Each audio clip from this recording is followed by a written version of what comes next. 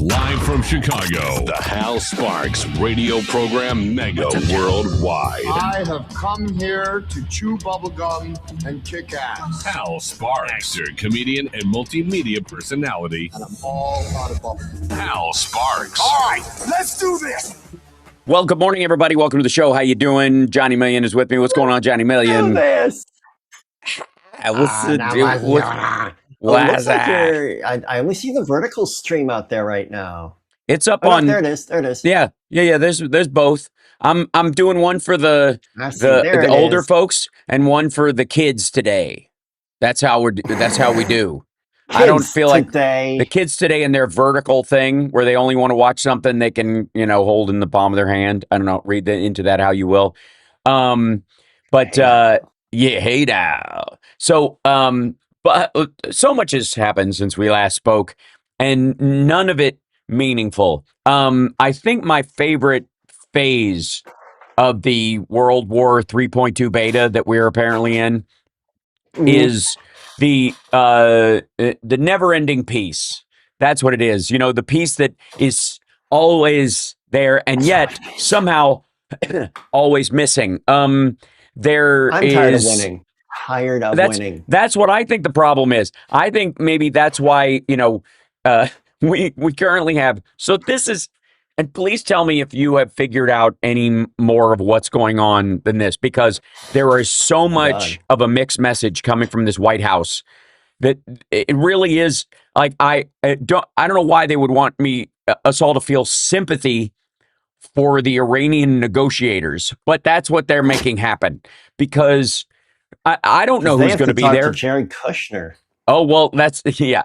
And then they might even have to talk to the RZA himself, just dumb Vance. Right? The magic, yeah. The Captain Charisma. King of Riz. Yeah, David Lee Roth in a Liberace coat, with Tony Robbins' sales pitch. The man who can charm the beard off of anyone. And I just remember him ordering donuts from that donut shop and going, how about some glaze and whatever makes sense. Whatever makes sense. And it was borderline, like it was a slight tech upgrade from Vincent D'Onofrio and Men in Black, going, I had wonderful animals and all my sugar in water. Yeah, just asking for sugar in water, trying to pretend to be a person. I saw an interview with him the other day where the director was like, "Are you going to do that the whole time?" And he was like, "Yeah, that's what I was thinking." Of course. Like, okay.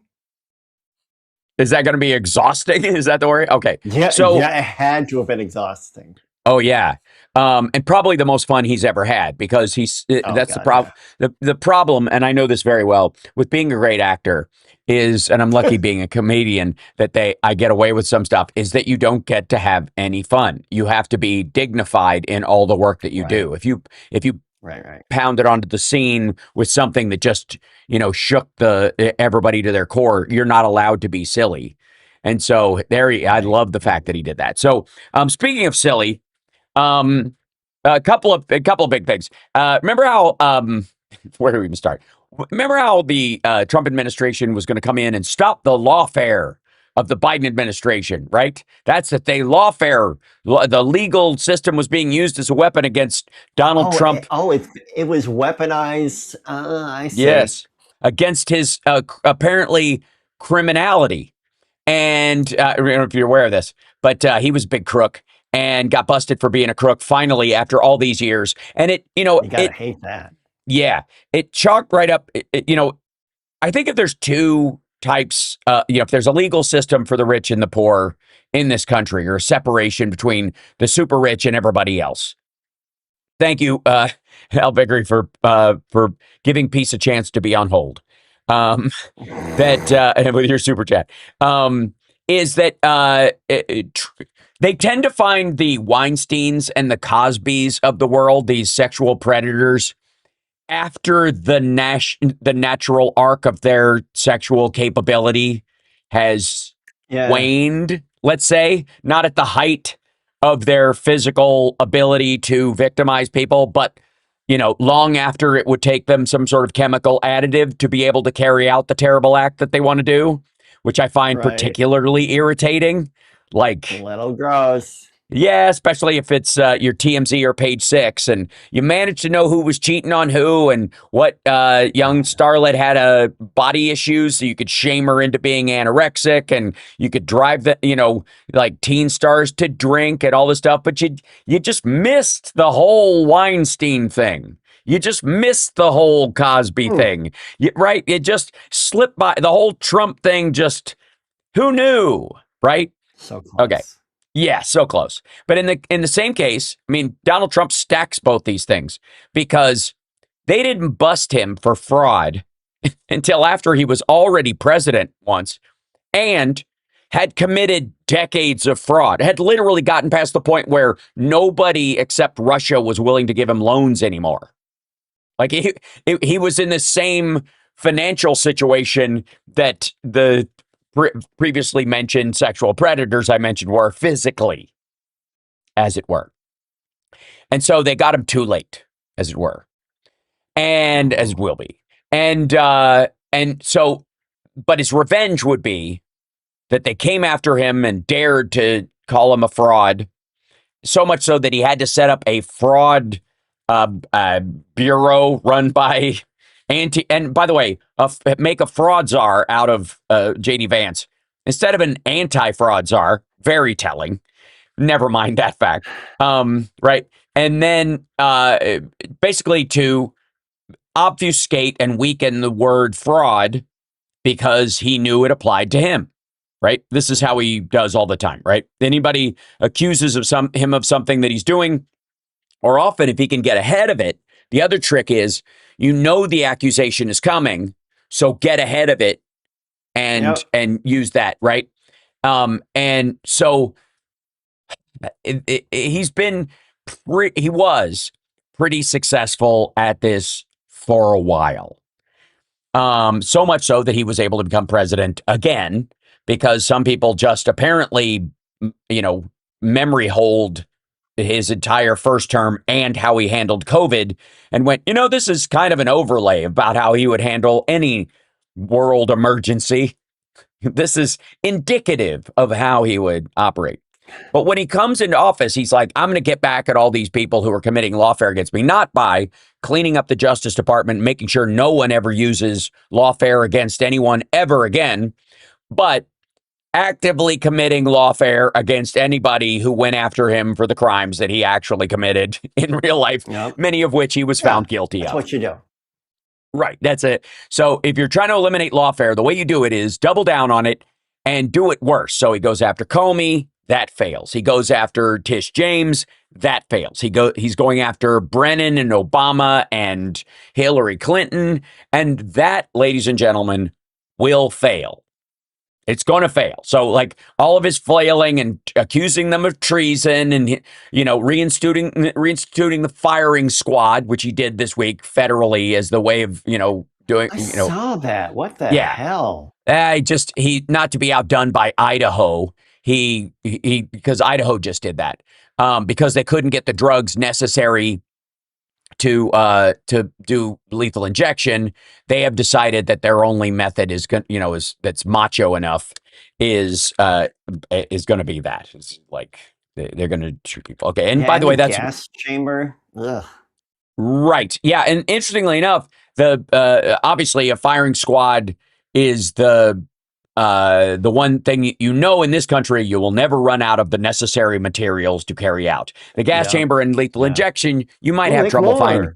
Yeah, exactly. But we got plenty of bullets. Don't worry. So this is he's basically just trying to he doesn't want somebody in Idaho out MAGA-ing him. That's what that was. It's gross, but it has no bearing on reality. And so a lot of this, what was this about? Why, because it was a flood of stuff. Like this week, they're going to nuke the filibuster to get the SAVE Act through and the amendments that they want to put about transgender people into a voting rights bill just to poison pill their own thing. And we'll talk about in the next segment what's in the actual SAVE Act and how they could remedy it with one thing, but they don't want to do it because it's not actually a voter integrity bill. But the goal was, let's get Pam Bondi, she's out, but Pam Bondi in there, or originally Matt Gaetz, but then Pam Bondi. And Matt Gaetz and Kash Patel were part of the teams that, like, along with Devin Nunes and others, that went after the people who went after Trump, right? That was their gig in government during the Biden years, was that we're going to try to do everything we can to try and attack the people that we perceive attacked Trump, right? And so as soon as he got in office again, he's going to put them in place and have them go after his enemies. Well, that's not working out very well at all. No. And Kash Patel filed a $250 million defamation lawsuit against The Atlantic for a piece they did about him. And the stories in it are just lovely. They're amazing. They're amazing. Like when he thought he was fired because he couldn't remember his password. Because he couldn't log in. I mean, I make that joke with my coworkers all the time. Like, I was locked out. I thought they didn't even tell me I was fired. Hardy, har, har. I'm not the director of the effing FBI. Right, exactly. You could be for just $19.95. And then so he files this thing against them, and what comes out from it? That he did get locked out, and it confirmed a detail that was in the story that they wouldn't have known except for the other details that were there. And what he's an SOB, huh? Oh man, it was. And then this story comes out that he was busted for. Did you know he was busted for? Did you hear how he had something on his record from when he was younger? No. Hold on. We're going to take a break. We'll be back right after this. Oh, Kash Patel, you're in trouble now. We'll be back right after this. It's Hal Sparks radio program, Mega Worldwide. Now with 100% more, Johnny Million. That's me.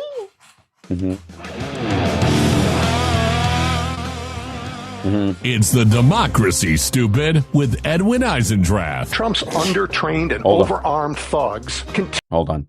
I'll block that when we come back. I have to keep an eye out for it, though. Because, man, oh, shivets. That's all. I'll do this. Put it down like that. That way we'll at least hear Devin if it's a problem. Okay. Yeah. Quit it. I don't want to add a marker. What's wrong with you? Quit it out. Quit it out. So, yeah. It's okay if you want to look it up during the thing. I'm sure the people in the chat are saying it right now. People in the chat say. Oh, not a paints. They asked AOC if they thought that Trump was going to fire Kash Patel, and she said, "I don't know. Is he out of women to fire?" Oh, that's awesome. Yeah. Oh, someone in the chat said, "Guys, it's peeping Tomming." Well, with eyes like that, I think he could be accused of that, even if it wasn't true. 20 seconds. Okay.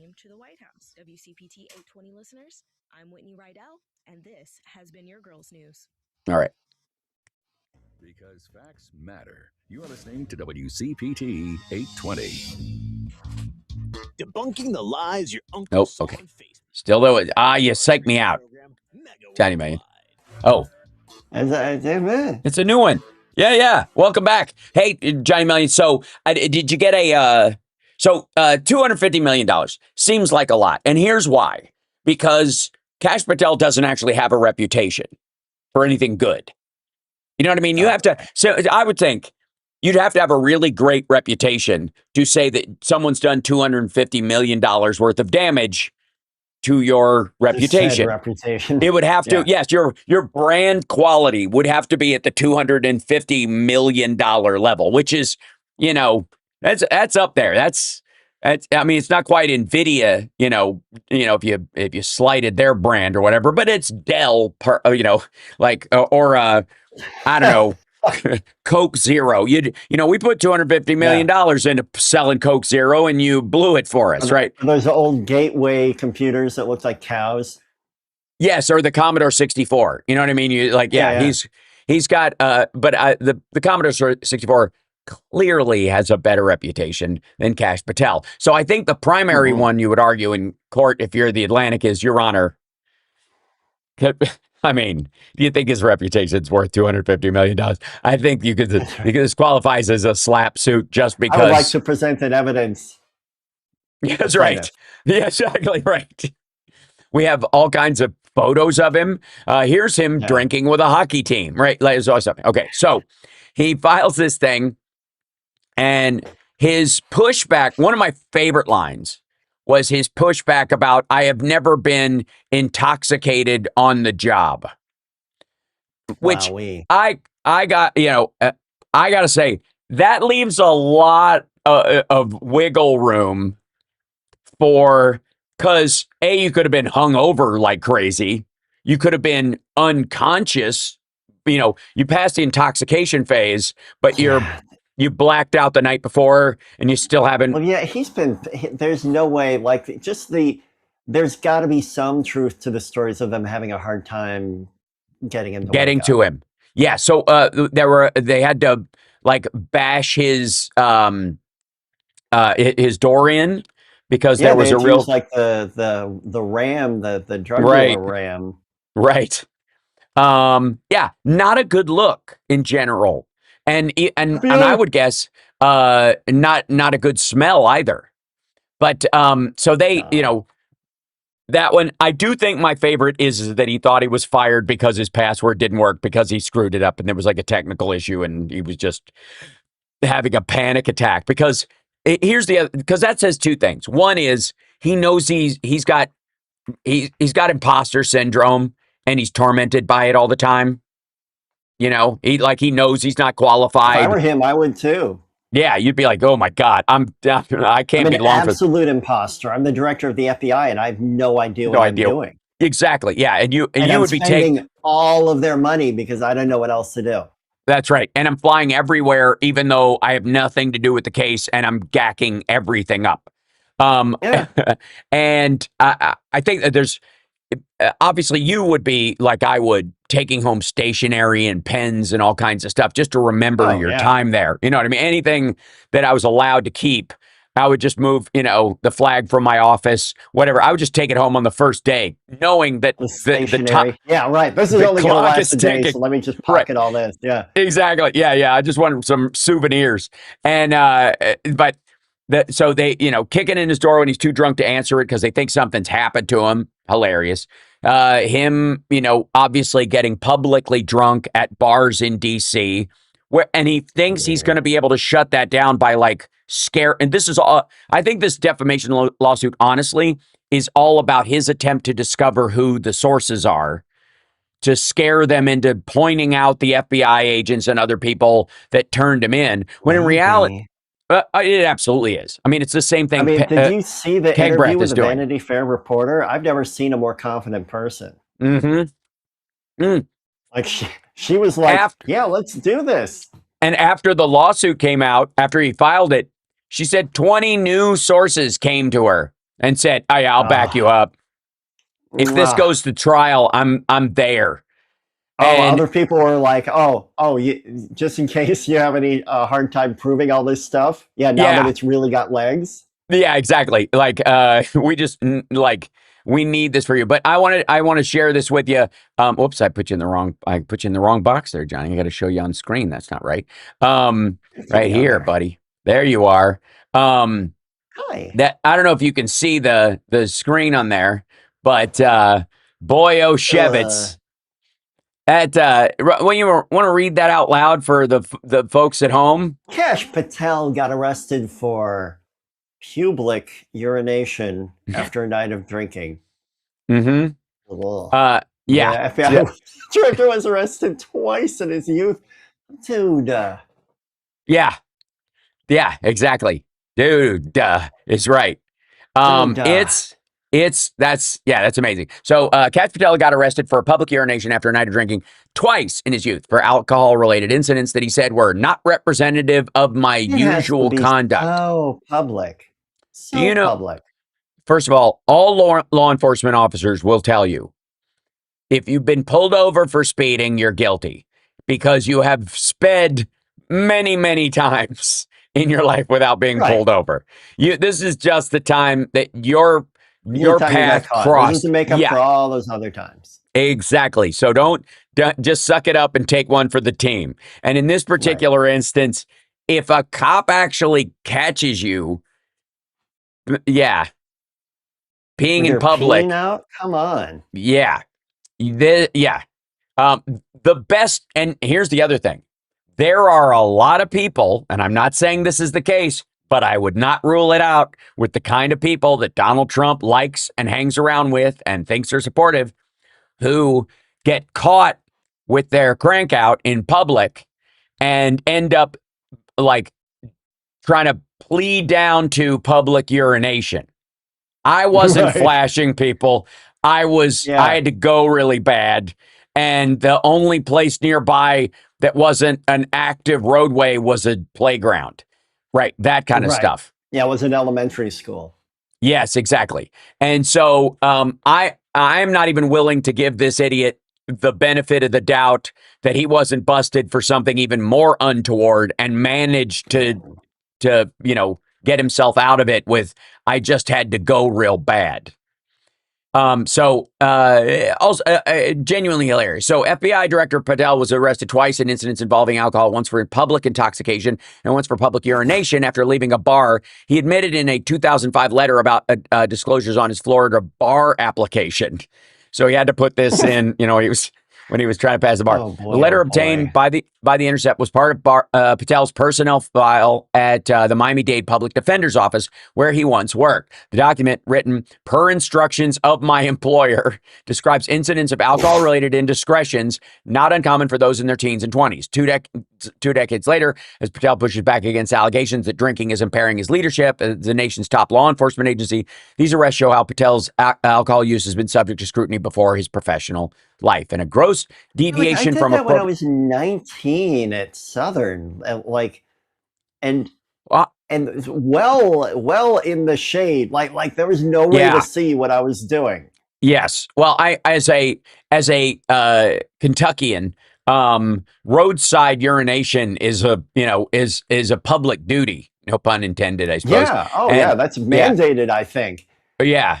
And when we had our water at the house, they have those police stops, where they pull people over and they test them to see if they're drinking. They actually pull you over and force you to pee on the side of the road. That's right. Yeah. If you can write your name, you're allowed to go. But carry on. Right. But we had at our house, we had our water shipped in from the city. It would come out once a month and put water into the cistern, and we would use that. They delivered it by peeing on you? No, that's horrible. Almost. They had a giant hose that came out of a truck. But my as the boy in the house, if we started to run out of water, if we were getting low, my mom and my sister got to use the toilet, and yours truly just went anywhere outside. Yeah. And so I was abundantly aware of, we had people who fished in the creek behind our house, and we had, like campers who would come down the road or whatever. So I was always on the eye out for, I was very aware of my surroundings, and in this particular case, I have to say, when it comes to like who Donald Trump is hiring, for all of his, he's a teetotaler, he never drank, he doesn't like it, he thinks it's unhealthy, it's so special, never mind his drug use, which has been documented well by Noel Castler on the The Apprentice and other things, wherever basically he's been a stimulants guy his whole life, and alcohol is a depressant. That's why he avoids it, because he's trying to he's fighting his sleepiness. Especially lately, you see him doze off very successfully. All this week, it's happening again. So, it's weird that he hires people like Kash Patel and Keg Breath and other people who are quite comfortable, and he puts up with Don Jr.'s obvious, public substance intoxication of various sorts. Glazed eyes and rambly speech. And I mean, if there was if in college or in high school they had an award like most likely to grow up to be Ellis in Die Hard, Don Jr. would have won it every year. Oh, easy. Yeah, you missed some. And so, like, for all that, Trump manages to hire a dude who has that in his personnel file to be the head of the FBI, and then gets hammered overseas, takes an FBI flight over there when he has no business being there. Like the idea that the director, let me say something. The idea that the director has to be anywhere is absurd. They should be back in DC coordinating. They're not field agents. They're not door knockers and kickers. We got to take a break. We'll be back right after this. It's the Hal Sparks Radio program, Mega Worldwide.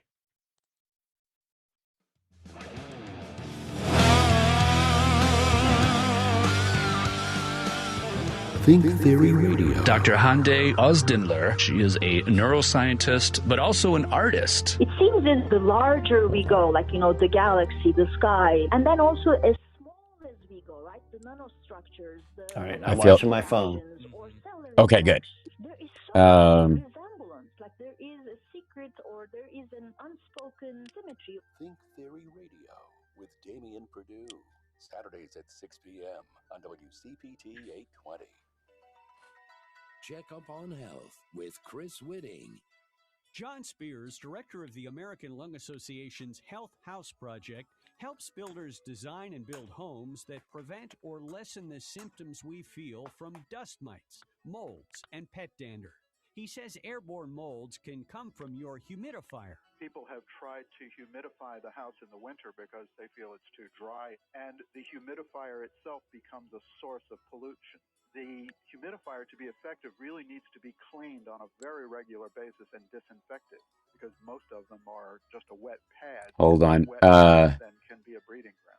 If you do have a humidifier, I'm not seeing anything yet. But you can kind of hear it, right? I can hear you. Yeah, I can hear it a little bit in the background. I'm just setting up some stories to look at.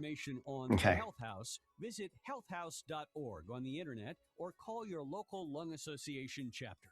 With Checkup on Health, I'm Chris Whitting. Hey Google, play WCPT. Streaming Chicago's progressive talk from TuneIn. 20 seconds from a second ago. Excellent, yeah. 6 p.m. You're listening to Hal Sparks' radio program. I hear it. Worldwide. Welcome back. So, you can smell the whiff of desperation. You can in the Republican Party right now on a bunch of fronts, because the midterms are, I insist, going to be terrible for them. I mean, historically bad. It is normal, relatively normal, with a couple of exceptions, that the party in power loses the midterms. Fairly standard belief system, and there's been a coasting kind of attitude about that over the years, that it's a self-correcting mechanism to make sure that nobody gets too far ahead of themselves or out over their skis. But this time, it's different. The polling on Trump in particular, and the fact that every member of the House and the Senate, Republicans, but for a rare few, have built their entire image, their brand on how closely they support and follow everything that Trump does. That the base is so cultish that if they veer from it at all, or even say something remotely sensible that differs from what they are, they become persona non grata. And not just because Trump's fans organically decide so, but because he tells them to attack that person. It's beyond there's like no way out in it. It's an active measure.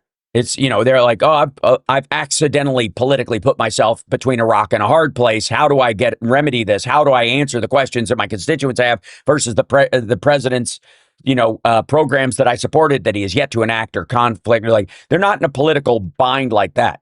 It's this weird all or nothing crowd that are there to possibly violently enforce his wants and needs upon these people, while the majority of the voting base of the Republican Party is now leaving him.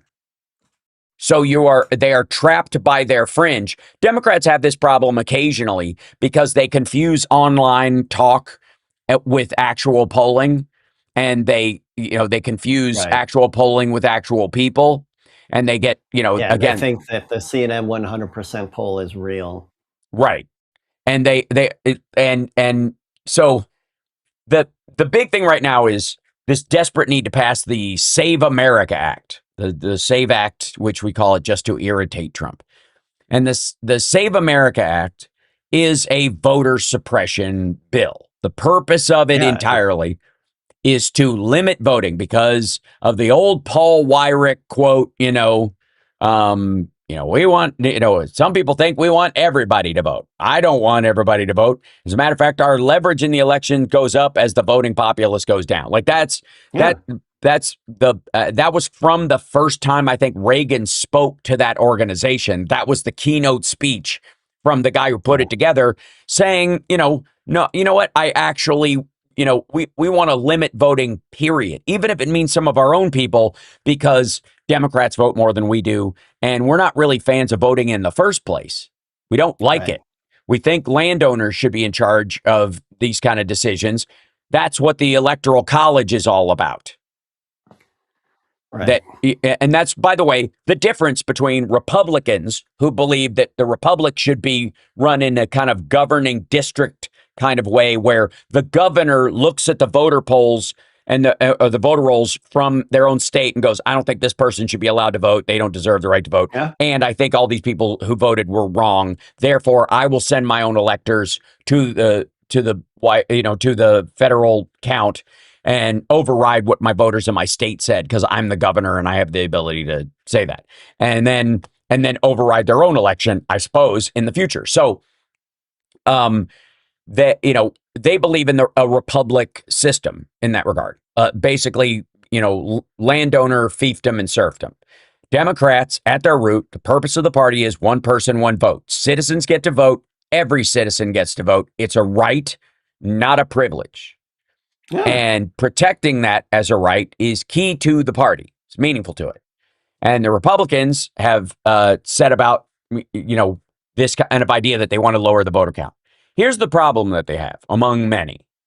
The primary one is that all these ID systems that they want to put in place, the need to, even when you re-register, if you're already registered to vote and you have your real ID and you move and you re-register to vote when you get your new real ID, which you can get in your new state, and it's just as valid and has all your information attached to it, your citizenship information is in your real ID.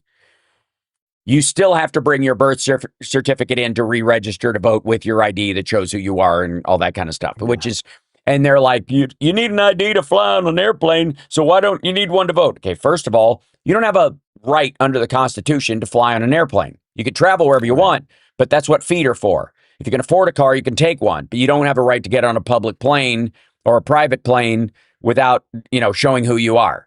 You do not have a right to get on a plane. You do not have a right to shop in any store. They have the right to refuse you service. You are not constitutionally protected unless you are discriminated against for race, creed, or color, or national origin. Unless there's a specific discrimination to you, they can kick you out. And being stinky or swearing or throwing things is not a reason to be discriminated against. So you do not, this whole you need an ID to buy bread. No, you don't. You need $2. It's dumb. But here's the biggest problem that they have. Republicans, a big chunk of maggots, especially the QAnon side, don't like having an ID. That, QAnons are basically how they always used to say libertarians are Republicans that smoke weed. That used to be the description of libertarians.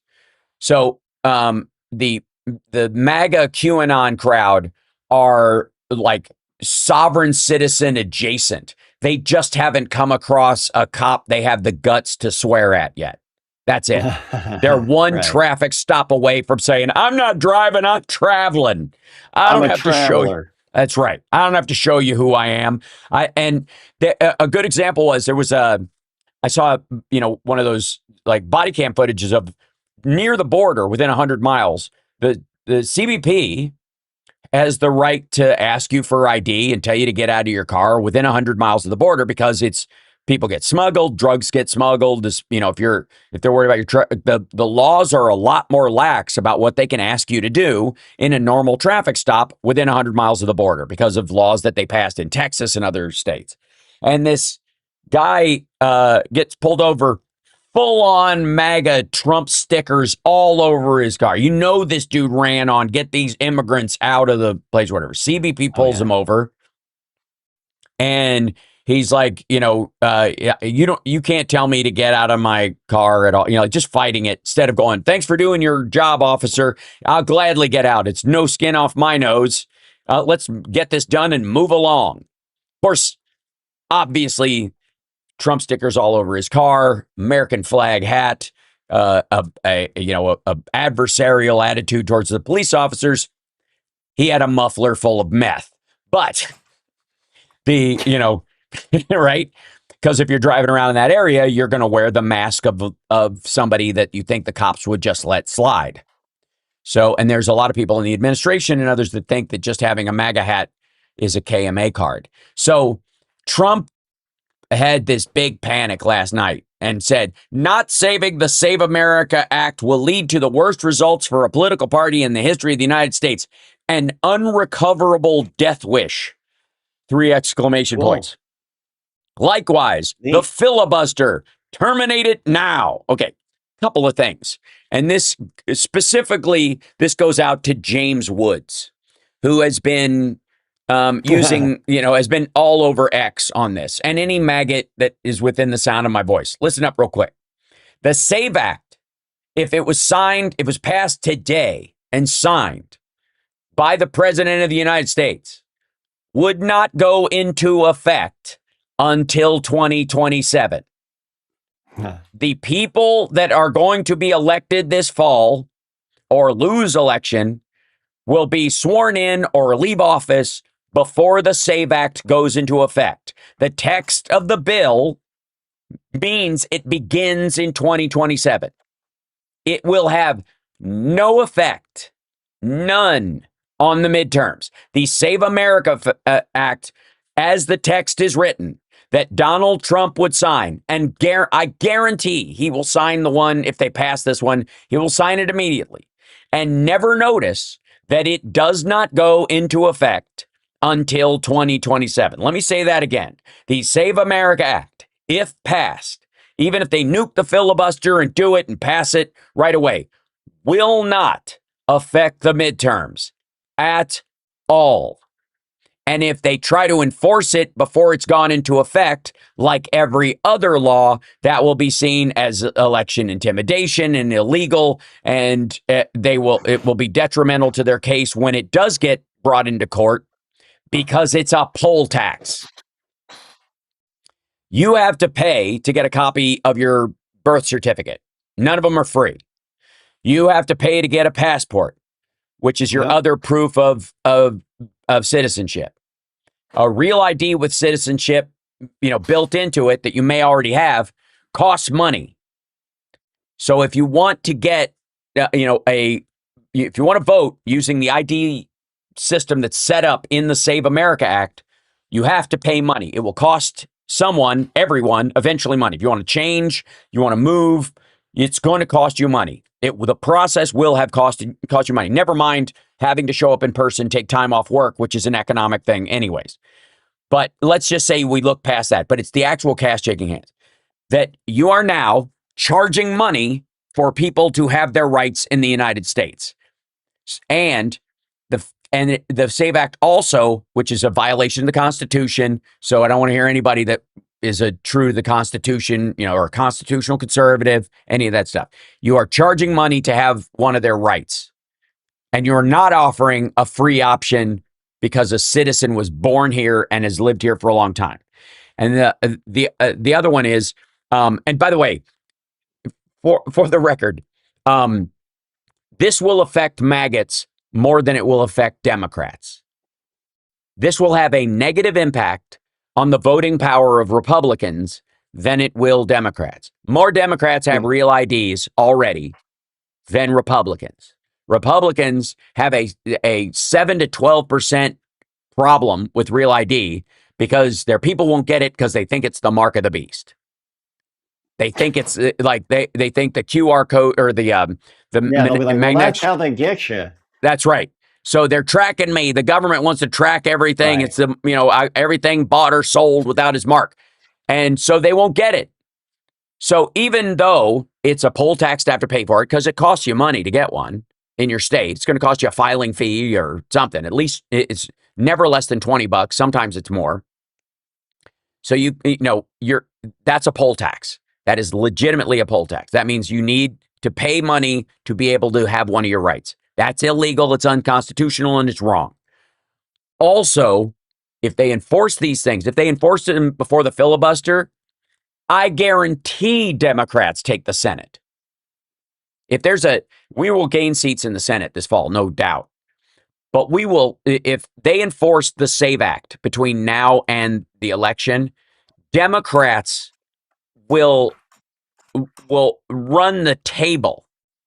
There will be a tsunami of Democratic voters who outnumber Republican voters that will have proper ID and proof of citizenship. That's the reality. I hope so. Like it or yeah, well, I know so. And again, the DNC has two jobs. The primary one, turn red districts purple, purple districts blue. That's it. You don't get any points for making blue bluer. Waste of time. You're not changing a single vote in the House or the Senate. This is a federal election. Mess around with mayors and state senates all you want to, but on a federal level, unless it's a yes to a no vote or a no to a yes vote, it's zero movement. You are not. That's not progress. It's not progressive. Also, we need to make sure everybody, regardless of whether the SAVE Act is pushed through, and again, it won't even go through till next year, has the proper ID necessary to vote. The biggest push, the new souls to the polls, is souls to the DMV. That's what this summer has to be about. Everybody making sure that every voter who needs help getting it can get their ID. And if they can't afford it, until the Supreme Court takes this up and it ultimately loses, we have to, we'll do, Kickstarters or whatever it takes, GoFundMes, to make sure that everybody in a county that doesn't necessarily have ID gets their ID. Yeah. But we're already there. We're already at a plurality of IDs in the Real ID world over Republicans. And that's why the Senate is dragging its feet. That's why the Senate doesn't want to pass this. The Senate, why would Thune, turn on his, the Republicans? Why would he endanger himself with Trump's wrath, not passing the SAVE Act? Why would he not bring it to a vote?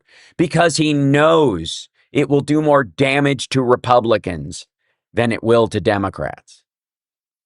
Trump doesn't know this. That. Yep. We'll be back right after this. It's the House Sparks Radio program, Mega Worldwide.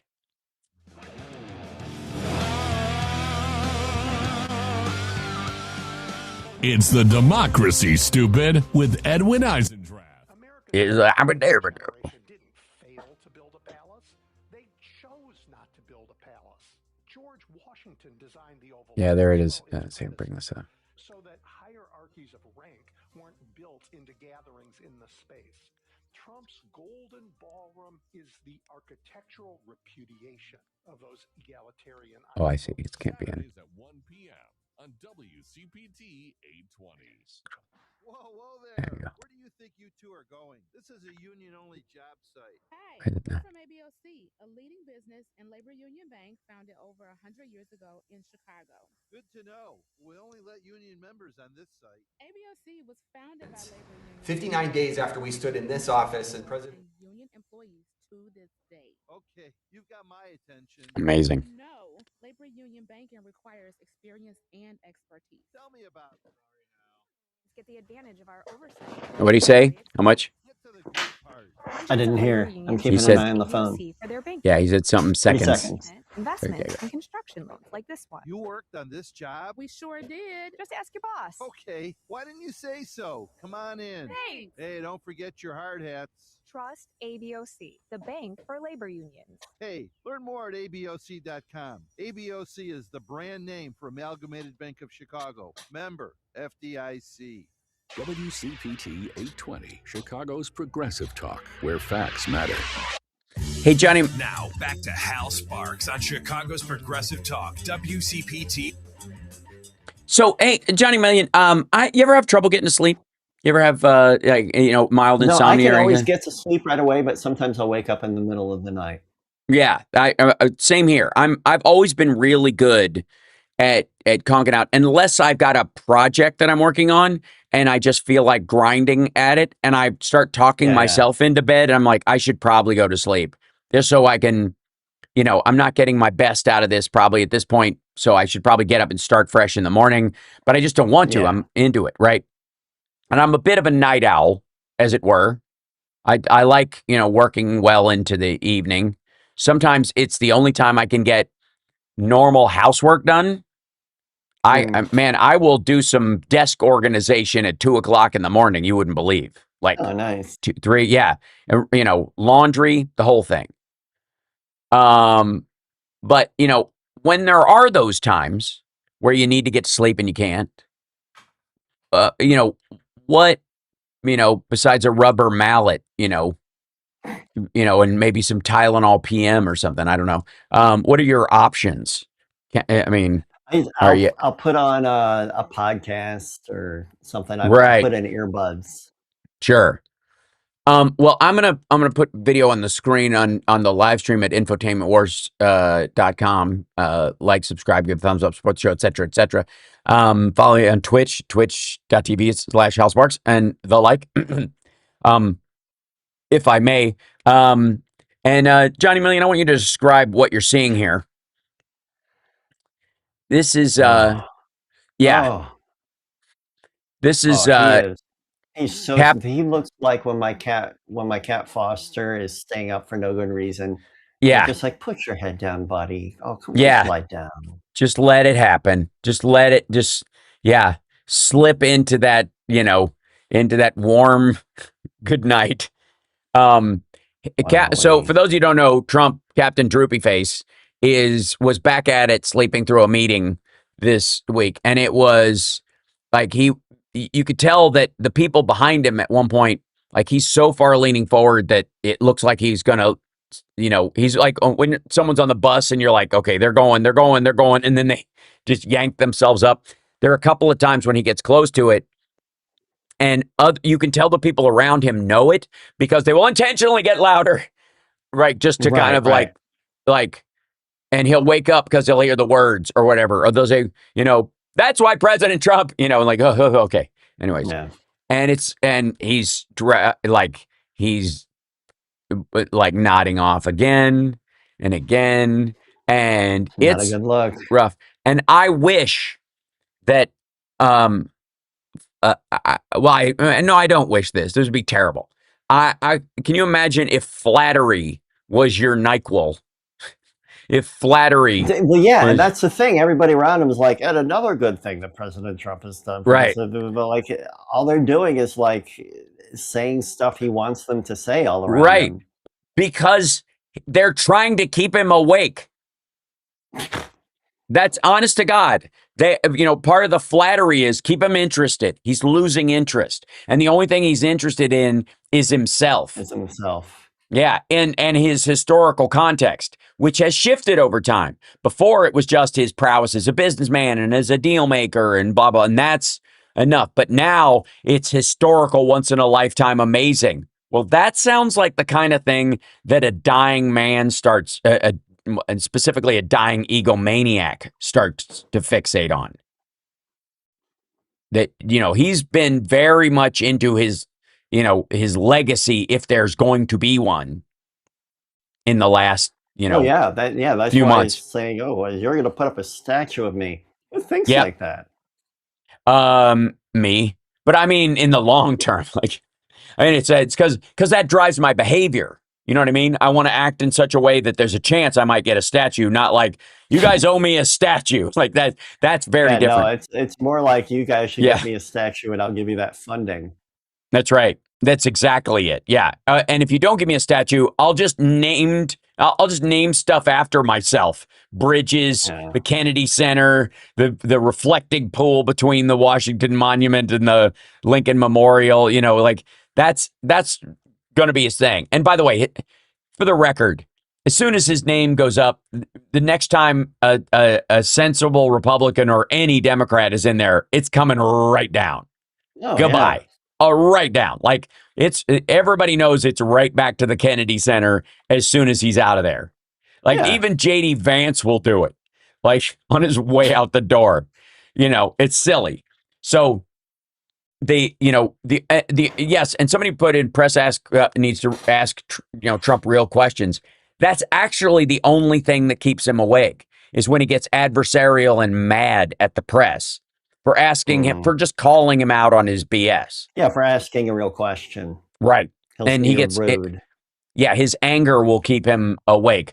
But this is getting increasingly bad because not only is the president's schedule is awful to start with. It can it's fits and starts. You're catnapping for 4 years, essentially. So it's difficult. It ages everybody. Right. Even if you started out really spry, it's going to wear on you because of the decisions you are tasked to make. You can outsource a certain amount of it. And if you have good, like people skills and the like, and you can delegate, you can establish a firewall of stuff. But if you're a micromanager like Trump and you're afraid someone else will get credit or will gain some sort of accolades or ground for it, you have to be there to make it look like you're making all the decisions, even if you aren't. My favorite part of that, though, this week was that, Trump said he kicked Epstein out for Mar-a-Lago for being a creep, which, of course, not only is it not true, he never kicked him out. The one fallout they did have was about a piece of property, not about him being a creep. And he apparently only got mad because Epstein was hiring away staff because if you sexually exploit a teenager and the person that you poached them from thinks that you're poaching them, then that means they were busy sexually exploiting that teenager. Right. If you're doing the same thing they were doing, that's stealing an employee to them. Right? It's weird. Like, so, but, the overall, I mean, there's so much of this and it's so absurd. His drive to like claim control of everything.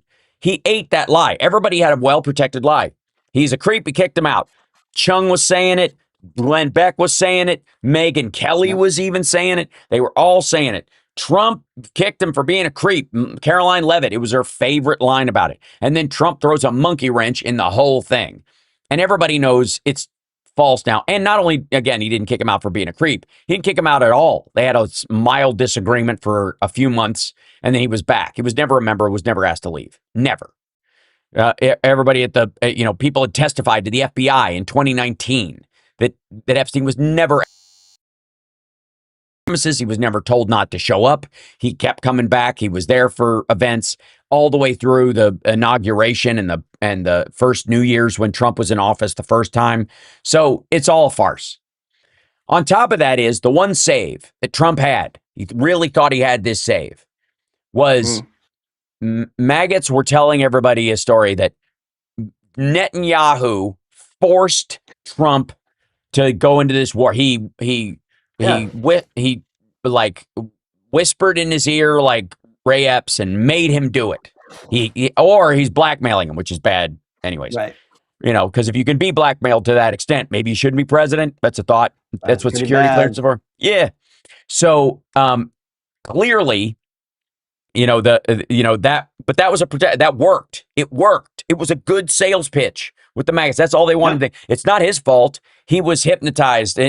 Tucker Carlson even said it was witchcraft, that there was a spell cast on Trump. He couldn't, which again, if he's that dough-headed, what is he doing in charge of the free world? But yeah. And then Trump comes out and posts this week, I decided to go into Iran. Israel did not make me go into Iran. I decided on my very own because of everything I know about this and things I felt for a very long time.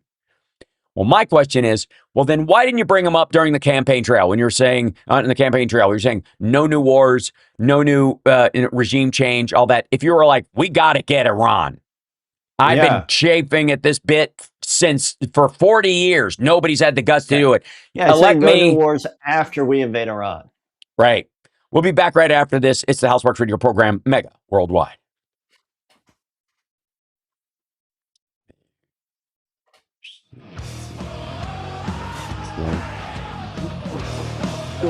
Driving it home with comedian and activist Patty Vasquez. Whoa. Patty Vasquez. Weeknights 5 to 7 on WCPT 820. Patty Vasquez. Patty's lovely. She's good people. We do love Patty. So we do love Patty. So let's see. And now I gotta put in Phil and Johnny. Okay, preview mode. We go to this, and then NBC's Monica Alba reports this puts so much about this war up in the air.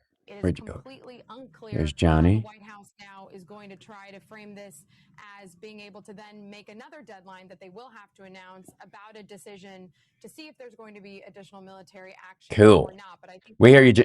We see you, Phil. By the way, his negotiators, his vice looking good. And then let me bring you in. Ta-da! Back to live mode. Now you're up and you're here. There he is. There we go. Yeah, hold on. I don't know why there's not a President Trump says Iran made ink. a request through Pakistan and will hold its attack on that country until such time as the leaders and representatives of Iran can come up with a unified proposal. Virginia voters have approved a redistricting referendum that would allow Democrats to redraw the state's congressional maps. Projections indicate the measure, which could give Democrats a 10-1 advantage in the upcoming midterms, has narrowly passed. Democrats say it's necessary because Republicans are doing the same thing in states like Texas, but Republicans say this is different. Democrats are amending Virginia's constitution.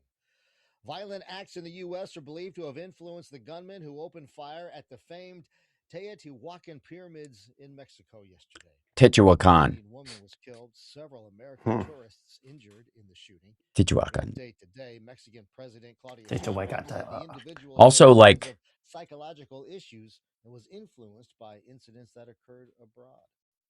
But what? You don't get to. No, man. Sorry. As bad as stuff is in the world, you know, you don't get to do that. You don't get to say, "Oh yeah, hey, I shot this place up because I was inspired by people overseas, so it's kind of their fault." Right. Get out of here. Weekday afternoons from 5 to 7. All right. Driving it home with Patty Vasquez. Oh, wait. Johnny already has one. Your name is there. Chicago's Progressive Talk. Oh. Choose Views with Richard Chew. So here's what I've been recommending to politicians, to candidates for a while. Yeah, state the obvious. This is messed up. This is a problem. Here's what I stand for. Here's what I'm going to do about it. Excellent. All right. Almost there. They understand. They see what's happening. They put themselves in the cauldron of what it will take to fix it, and then who's going to be the person that's going to reap the benefits of that activity. Richard Chew. Weekday mornings at 6 on WCPT 820. Take every road by storm and feel the exhilarating performance in a brand new Porsche from the Porsche Exchange in Highland Park. Browse and test drive our extensive selection, like the 2026 Porsche Macan Electric. Right now, lease the 2026. Boy, Jen XOXOXOX just gave out like 1 million YouTube memberships. Oh, thank you so much. And, sorry, down payment for my space in the landscape channel. Okay, cool. This is WCPT 820, where facts matter.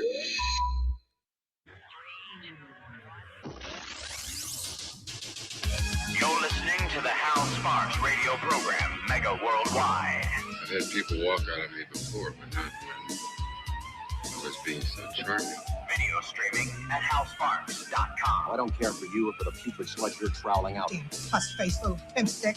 True progressive talk. Might be a good time for you guys to give up. So Phil Bittner joins us live from Kyiv.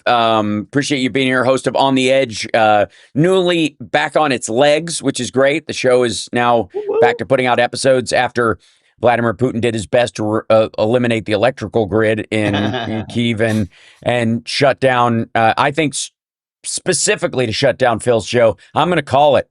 I think that's what most of the attacks were about, quite frankly.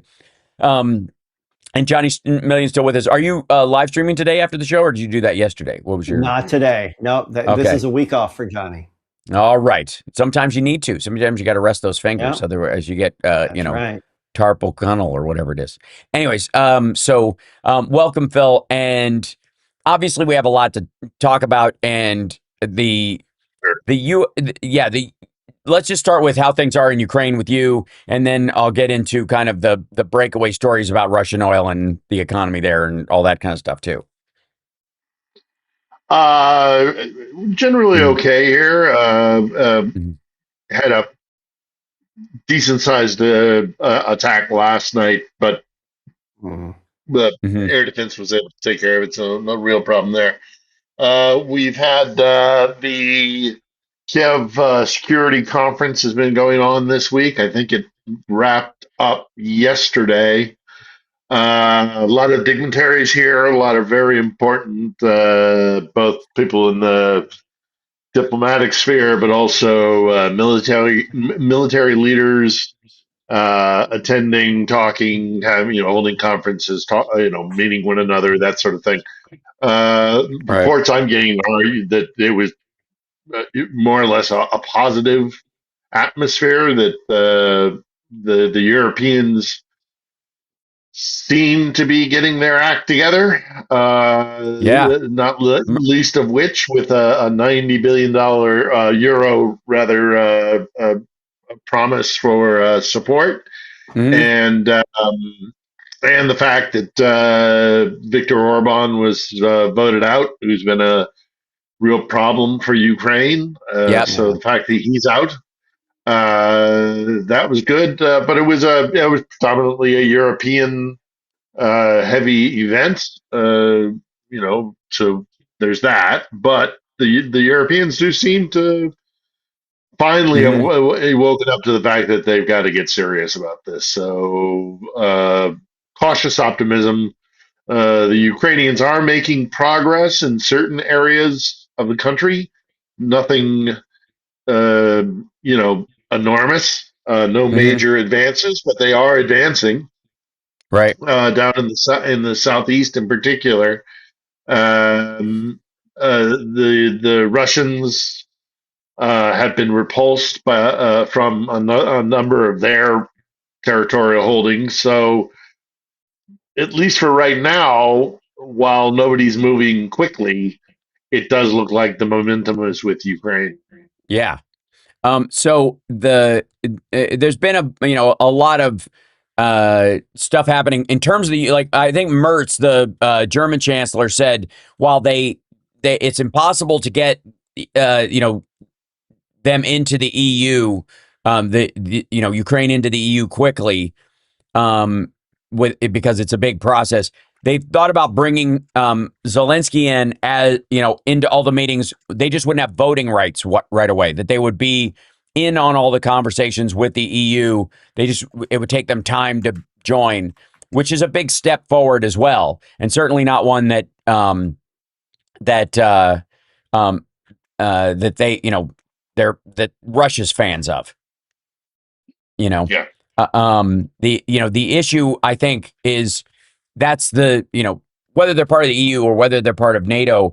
Quite frankly, there's a similar kind of security relationship as an EU nation as NATO. There's not the Article 5 directness, but as a member of the EU, there's this understood that they would kind of support each other if they were attacked, in the same way that, I guess the NATO countries jumped in with us after 9/11, even though that attack had nothing to do with Europe, and they were, they went into Afghanistan and Iraq with us, for example. So it's not out of the question that would act as sort of a de facto backdoor way of getting the other support that they wouldn't get from NATO. They're getting arms from NATO specifically, as a sort of almost regifted from the United States to get around Trump's limitations that he wants to put in place, and that Republicans have already signed off on.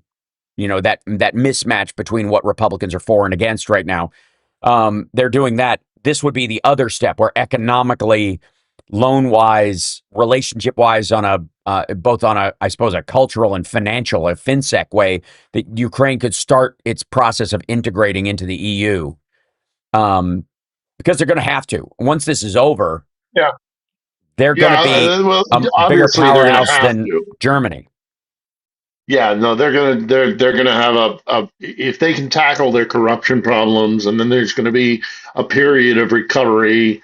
But ultimately, yeah, the country itself has every possibility in the world of having a GDP that would, challenge any other European country. So they're going to be part of the European Union. As far as a security alliance has been, that's been proposed for years. I mean, even before the full-scale invasion of Ukraine. I remember Guy Verhofstadt, who is a leader in the European Union.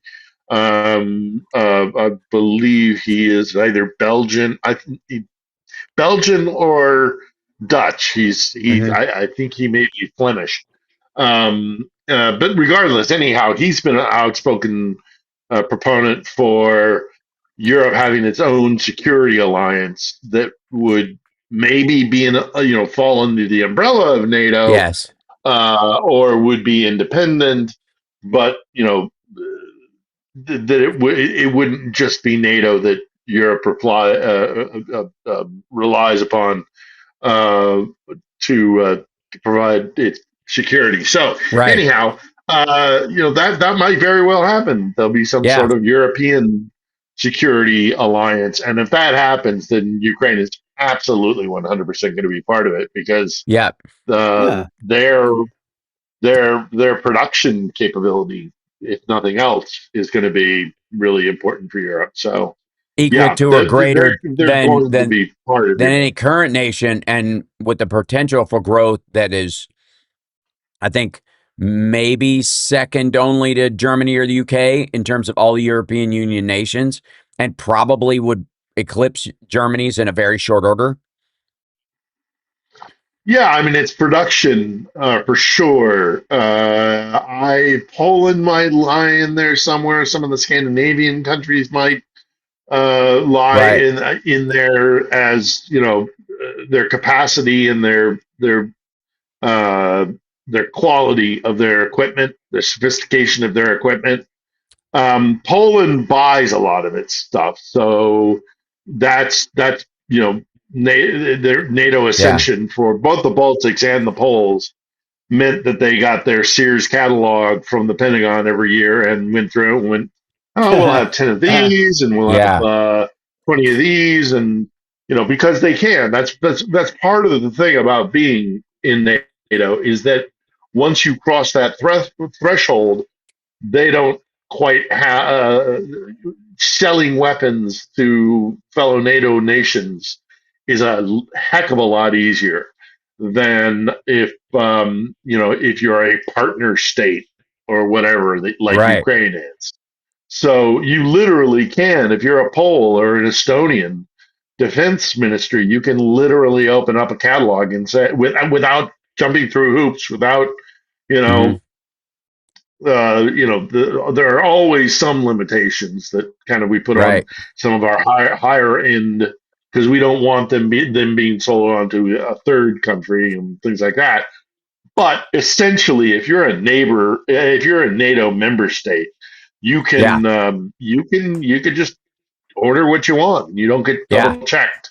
So that's why it scares Moscow so much, because if Ukraine became part of NATO, they would be going shopping first thing.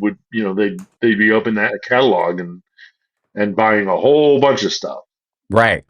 The one of the things that I enjoyed this week was there. We've seen these Russian mill bloggers that were in the in Ukrainian territory, and they were for a long time selling the war, in a way that would make, Jimmy Dore proud. And then eventually even they started to turn on Moscow, started to go, this is not going, not even like Vladimir Putin needs to be deposed.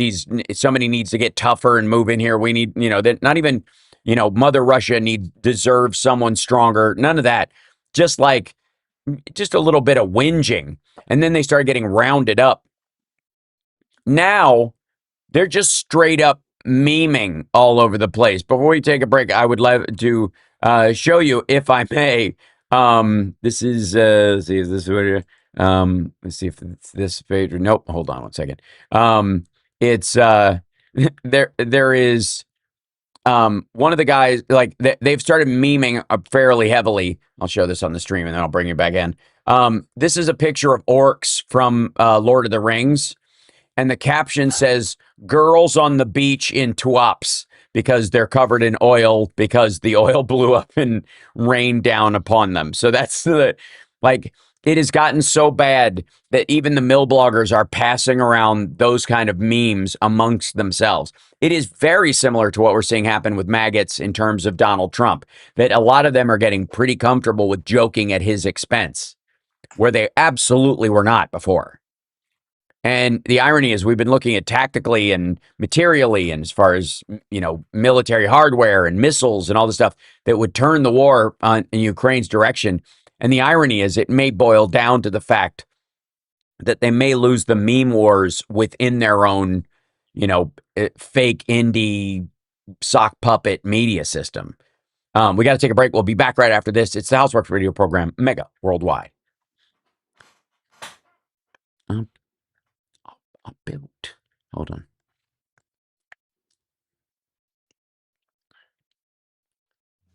Oh, that's right. There it is. I was like, why is this not showing the... Yeah, so that's the... Out Chicago. I'm saying it again. Equal rights for others does not mean less rights for you. Yeah, so this says when girls on the beach of Tuops in Russia, because they blew up an oil... Yeah, the... Russian, that's not Ukrainian. Yeah. Exactly. That's these are Russians memeing about what happened in their own country, which is a very distinct difference from, what was happening previously. Oops. Yeah. Let's look at some feminine care products that support the Democrat Party. Oops. Always in Tampax. Why is this? There we go. Procter & Gamble as a company does not give to politics. However, some of their senior leaders do, and they tend to be more Democrat. As in 2024, 61% of their they Democrats. Thinks and Kotex. This is Thinks and Kotex are owned by Kimberly Clark. The company does not give to politics, but some of their senior leaders do. It's another one that was posted. Went to Democrats. Which is the fire at the oil depot led to the spill of naphtha. That's the plasticizing agent that comes from whatever. And so this is a King Kong pulling a big snake full of naphtha, I guess, out of the thing. And then you're in Tuops. Are you stupid? Yes. That's the thing. You're in Tuops. Are you stupid? Yes. This has been WCPT telling you. About 20 seconds now. Okay. You're listening to WCPT. Tuops was flooded with naphtha. This is Tom Hartman, and you're listening to the Hal Sparks radio program, Mega Worldwide, on Chicago's Progressive Talk, WCPT. So, this week I showed the second video from the Trump White House where they clearly used AI to either clean up or create out of whole cloth a video of him reading a Bible verse in one and talking about housing and how he's going to save the housing market in another, where they literally took AI and attempted to make him look coherent when he was forced to do something he just has no interest in, which is caring about other people. And it's a situation where AI is trying to be used to kind of clean up after Trump.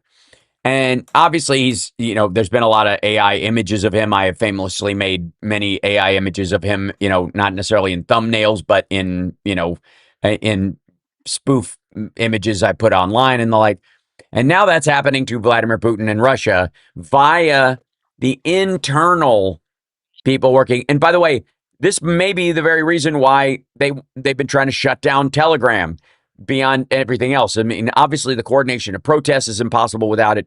Obviously they could blame it on we got to stop terrorists, and that's how they speak amongst themselves, whatever that is. Thank you, Surrender Monkey. Appreciate it. Yeah. But a big part of it is it's embarrassing, and they really aren't very good at it. This is TWAPs in 2026. This is a guy in like full blackface, I guess, because they're getting this ad says Russian responsibility, Coca-Cola, the best remedy to remove oil stains. There's a woman pouring Coke on her car to get the oil off her car because it is raining oil in this town of TWAPs because the Ukrainians were able to hit it. And again, these are not memes from Ukraine. These are internal to Russia, and that's a very big difference. Oh yeah. You know, and I don't doubt that some of them may even have originated from, you know, crap stirring Ukrainian accounts that are in there intentionally, but that doesn't make them go viral. That's the difference. The fact that a Ukrainian could make something like this, certainly, and they could certainly, I guess, get an account on one of these things and try to sneak it in there. But making all the other Russians repost it and sign on to it and you know, crow about it themselves, that's impossible without the sentiment being real.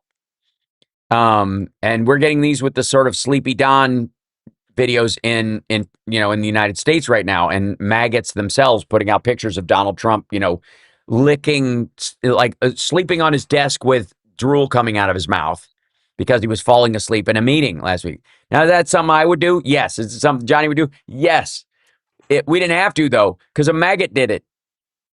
That's the shift. There's a sea change about this that I think is very striking, especially when it comes to Putin, who will, you know, chuck you out a window. The question is like, how are the Ukrainian people feeling about this, and how are they looking at the Iran war in some ways, and you know, where the attention's off them, and certainly Putin's taken advantage of that while the attention's been on Iran or even on Israel, right? He's taken advantage of that in the past, and he's certainly trying to hit more civilian targets, but he's not being as successful. I mean, if Iran's running out of drones and munitions, that means Russia's running out of drones and munitions because they're one of the suppliers. The Ukrainians hit the Iranian Shahed drone factory that the Iranians had built for the Russians to make their own Shahed drones.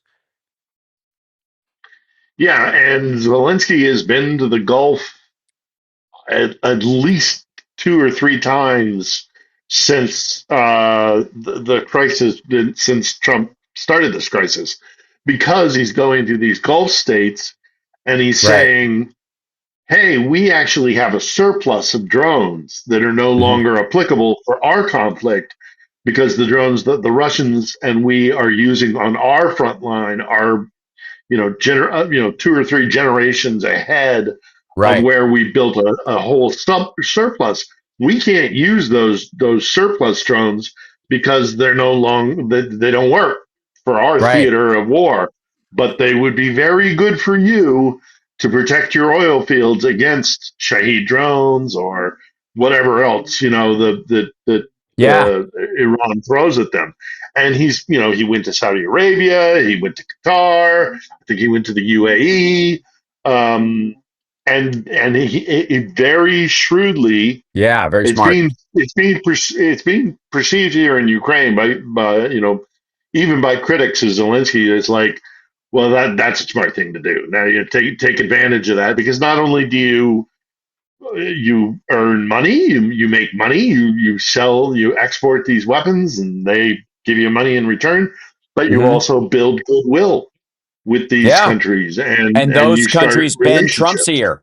Those are the countries that are bending Trump's ear. Trump has he's got a financial relationship with the UAE and with Saudi Arabia on his own personally. He certainly thinks the sun shines out of the MBS's backside. He quotes him all the time with that whole "you're the hottest country in the world and you were a dead country" nonsense. And if that guy is seen as liking Zelensky and looking at Zelensky as an ally, and in many ways, Russia has always been an ally of Iran and therefore an opponent of the UAE and Russia, even if it was just a gentleman's disagreement as they viewed it, like we are with China and some of their proxies, where there's no expectation it will get to a hot war.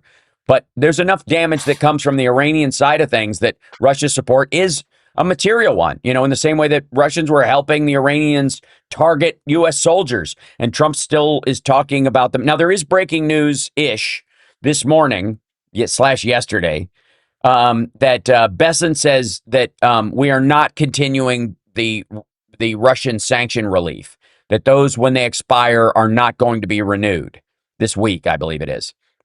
Same with the Iranians. So there was an Iranian, like sanction lift that Trump did in the initial announcement of talks, and with it he hid the ones that the Russian ones, like he just kind of let them all off at the same time. Okay, apparently they're both coming back in. The quote is, Iranians, no, we have a blockade. The oil is not coming. And we think in the next 2 to 3 days, they will start shutting down production, which will be very, very bad for the wells. And the U.S. does not plan to extend the exception allowing the purchase of Russian oil and petroleum products currently at sea. And the extension of the one-time exception for Iranian oil is completely ruled out. So it's a huge deal. Yeah. And the other thing that's been made obvious is that the weapon systems that we've been selling to the Gulf states, to our allies in the region, are meant to fight a different war than a drone war. Right. These are high ticket items meant to take out medium to large missiles, Scuds or variants thereof. And F-22s and really, really expensive stuff. Right.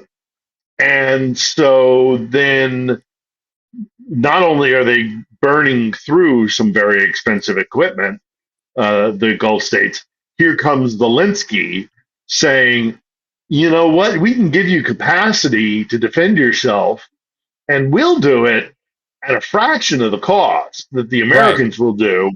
And also, we won't place any strings on it. We'll you do with it with what you will, sort of thing, which is going to be really attractive for a lot of those countries. So, I'm sure Lockheed Martin and Raytheon aren't exactly thrilled, but then, Rheinmetall in Germany probably isn't thrilled. Right. But this is what the Ukrainians do. The Ukrainians are fighting a 21st century war, and most Western arms producers are still doing these, really, really big, expensive, high-ticket items. And that may not be the way the war evolves. It might be quantity over quality. We'll see. I mean, I would not chuck quality out of the right. I think it will be a parallel approach, but you can't have that gap in the disposable part of things, because it would be like fighting a thing with only artillery and not grenades, for example. There's an element of both serve a different theater purpose, and again, I do think we're going to be moving towards more autonomous and drone-like things again, because drones don't come home in a flag draped coffin, and they don't have weeping widows and children. That's just the reality. Any president is going to rather send that than send your own people. There will be times when there is no other option, and I think Trump is rapidly approaching that. And whether they like it or not, if Trump wants to jumpstart this thing, getting the nuclear dust or any other nonsense, or finishing off the regime so that they take out the IRGC leadership like Yehidi or whatever, those are going to take troops. They're going to take troops. They're going to have boots on the ground in the country, either ours or the Israelis, or more than likely both. Whether we announce them or not, whether we're truthful about them being in country or not, that's a whole other conversation as well. But we're sure going to find out about them if something bad happens to them. And that's where I think Trump would rather go in loud and lose a few people than go in quietly and lose them all. I'm dead serious. I think that's clearly how he thinks, which makes him, fundamentally different than Putin in that regard, where Putin is just, he just dismisses the lives of anybody that ain't him or his. So, but Well, we got could probably send in some we could probably send in some covert teams. Yeah. Obviously airborne would be first deployed. Marine expeditionary forces would be first deployed. But no matter what the Americans do, there will be a period of buildup. There will have to be a period of buildup. And so we'll all see it coming from a mile away. And I think it'll be, if we start building bases somewhere in the region, and I don't know who's going to let us do that, but it's going to be, alarm bells are going to be going off all over the place, and it'll come down like a ton of bricks on Trump. So I don't know. I just he screwed up. He screwed up. He thought he could really get away with this quick in and out quickly and all that, and it ain't going to happen. And we're not sending tens or over 100,000 soldiers to Iran. That's we'll like talk about it when we come back. Hit the like, share the show, etc. We'll be back right after this. This is the House Sparks Radio program, Mega Worldwide. Johnny Million's got some questions. I have no doubt. I got a couple. Yep, we'll be back right after this. Yep.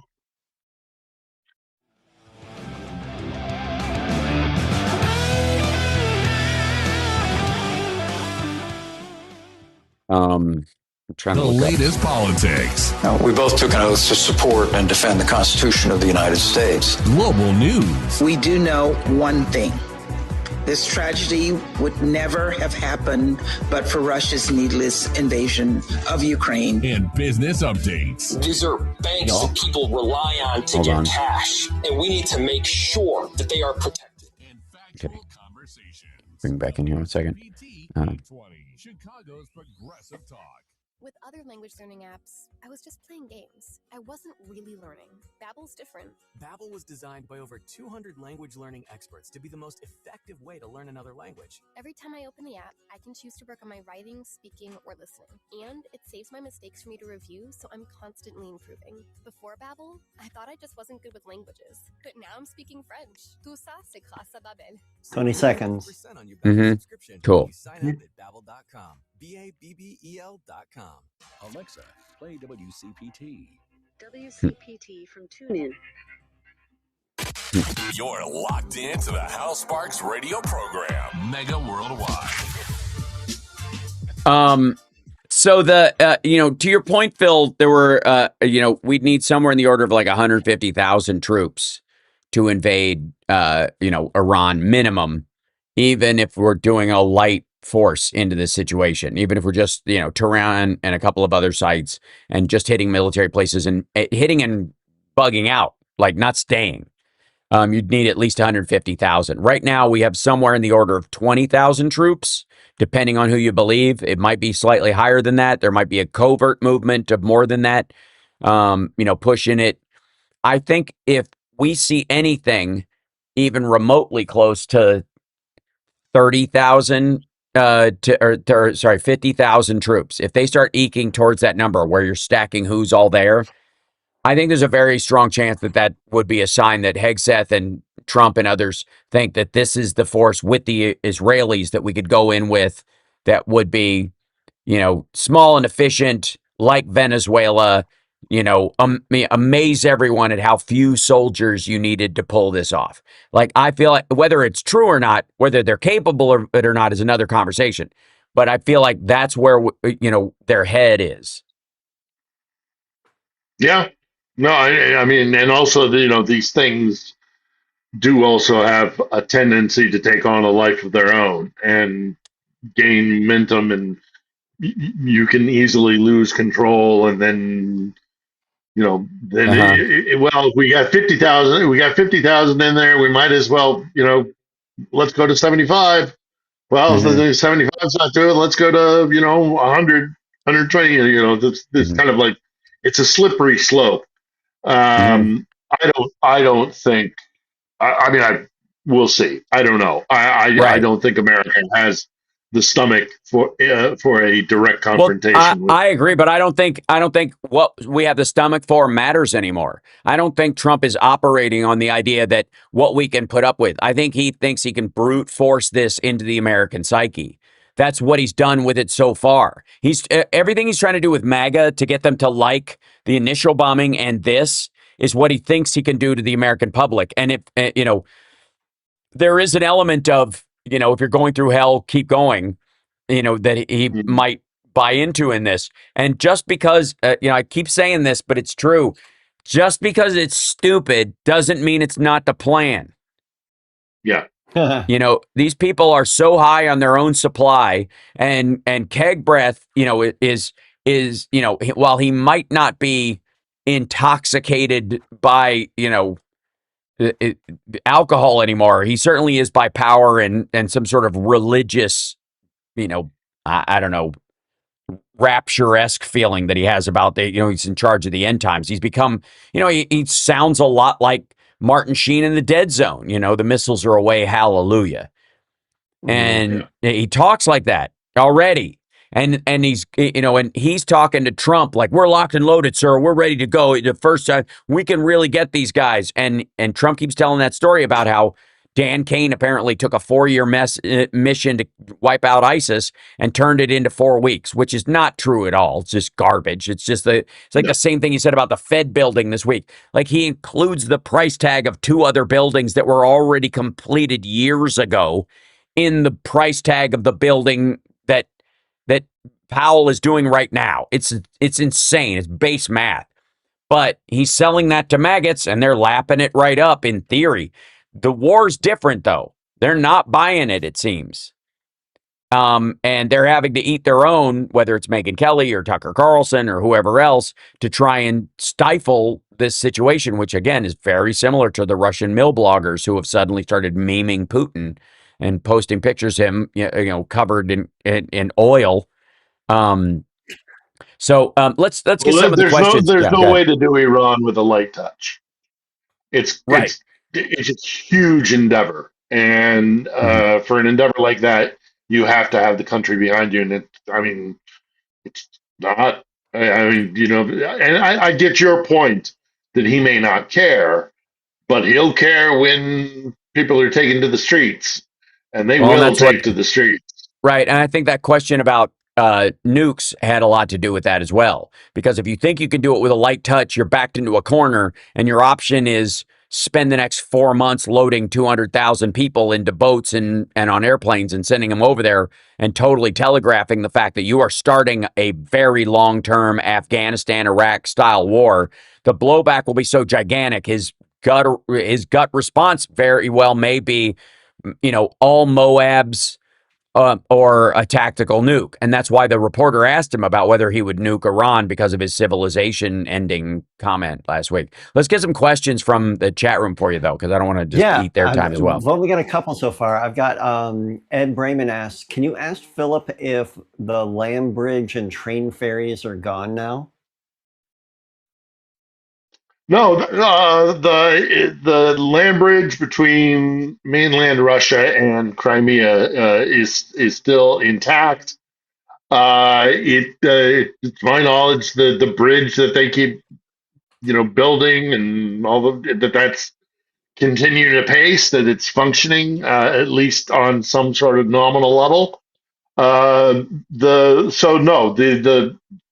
Ukrainians have not put the land bridge under threat yet. I mean, that's where they're making their advances. You can either make an advance, if you're Ukraine, you either push into Donbass from a a northern position heading south, or you go for the land bridge and Crimea by going mostly east, southeast. And that's, it seems, where Ukraine is placing most of its offensive capabilities, and that is to try and push towards Crimea. Look, I think there's a very good chance that at some point the Ukrainians are going to be able to cut off the Crimean Peninsula, and that's going to be a huge game changer for the war because it'll be such a blow to Moscow and to Putin. When it gets to a point where you can't deny that you've lost Crimea, Yeah. if you're Vladimir Putin, you're in real trouble.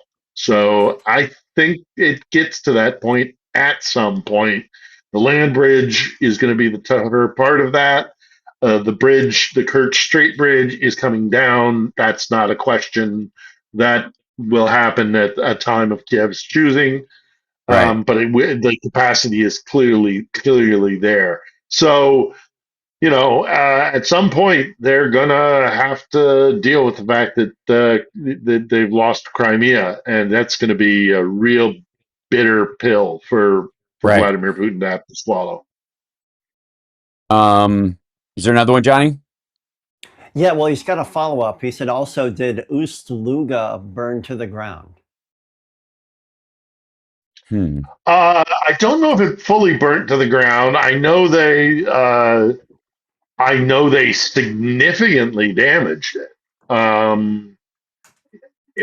I don't know if there are any facilities that are still working, that are still functioning there. But yeah, this is thousands of kilometers away from Ukraine, and they were still able to seriously damage it. And the pictures and the video from there are astounding. Fire, these plumes of smoke and fire. So I don't know if anything was left standing, but it was clearly significantly damaged. So even if it is operating, it's operating at a 5% capacity, 10% maybe if they're lucky. I've got a question from Nick Rich is asking, can you ask Phil if the weather has been a curse for the troops? It was a tough winter, but we've gotten through it. We're on the other side of the Rasputitsa, which is the time of mud, which is when the land, frozen land, kind of warms up and it becomes this sticky mud that just, it makes moving almost impossible. We're on the other side of that as well, so we're headed towards the kind of summer fighting period, and we'll have to see what happens. I mean, there's lots of talk of a new Russian offensive that's being put together. The Ukrainians have been digging in. The Ukrainians are making, as I say, progress, albeit incremental, down in the southeast. So we'll have to see what the fighting season looks like as we go through the rest of spring and go into summer, and then head back into the more difficult and cold weathers. But for the most part, it's my understanding that the Ukrainian troops made it through the winter and are doing okay. Right. Real quick, the economically, Russia is, last year they had I think 1% growth, which a lot of people thought was exaggerated anyways. Sounded like even puffery just to try and keep that. According to reports now, as of the beginning of quarter 2, 2026, they are at 1.8% contraction, meaning that they have gone almost 3% in the other direction. If that first number was true even, and that's the kicker, whether that was honest or not is another, the original one. If it is, giving them benefit of the doubt, it's even worse that they slid to 1.8. If it had just been 0, it's less of a slide, right? So, to 1.8% contraction in the first quarter alone. And that as they shift, there's a bunch of like the articles that are coming out in terms of, Russia are, why this is from I think it's Blue Wind, but it's why Putin is suddenly coming under massive pressure in his own country. This is the sort of the first time where the sanctions and all that kind of stuff, he could shrug it off And now, like I said, with those memes that are showing up, it's sort of in line with a greater trend that seems like a big chunk of the American people have just had it. I mean, the Russian people, beg your pardon, have just had it. A Freudian slip. Yeah. But it is contracting right now. They have 2% unemployment. Everybody's working. Everyone in that country is working their butt off and getting nowhere. Prices are through the roof. They have to scramble. They're hustling. They're doing every possible thing they can and just treading water in a sinkhole. It's bad. And it's the worst it's ever been. But it takes it being, I guess, this bad for people to react to Putin that way. You know, like it's so obvious now. Let's grab a break and then we'll come back with more questions from our viewers in the chat room at infotainmentwars.com or at twitch.tv/HalSparks. And then, of course, on Facebook and Instagram. You guys are all there. Say hello, and we'll be back.